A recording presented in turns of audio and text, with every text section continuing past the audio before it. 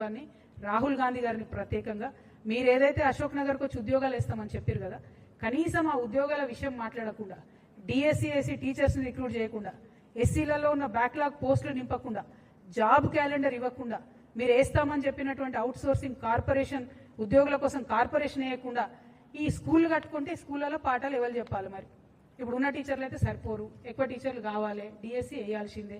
మరి ఎందుకు వేస్తలేరు? దేనికోసం ఆపుతున్నారు?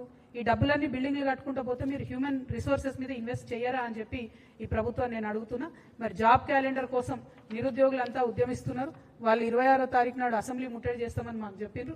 ఆ అసెంబ్లీ ముట్టడికి కూడా తెలంగాణ జాగృతి నుండి సంపూర్ణంగా మద్దతు ఇస్తా ఉన్నాం.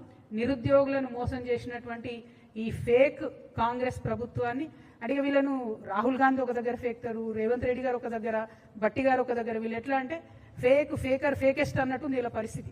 ఒకరిని మించోగలు చెప్పేటట్టు. కాబట్టి ఓవరాల్గా రాహుల్ ఫేకు గారికి నేను రిక్వెస్ట్ చేసేది ఏంటంటే, తెలంగాణ నెక్స్ట్ టైం వస్తే దయచేసి జాబ్ క్యాలెండర్ ఇవ్వండి, ఉద్యోగాలు ఇవ్వండి. మీరు పెట్టినటువంటి బడ్జెట్లో ప్రజలకు సంబంధించి ఏ బడ్జెట్ కూడా లేదు, ఏ గ్యారంటీ మీద కూడా లేదు. కాబట్టి ప్రజాక్షేత్రంలో తప్పకుండా ప్రజలు మిమ్మల్ని ప్రశ్నించాలని జాగృతి తరఫున డిమాండ్ చేస్తూ సెలవు తీసుకుంటున్నాను. Thank you. జై తెలంగాణ.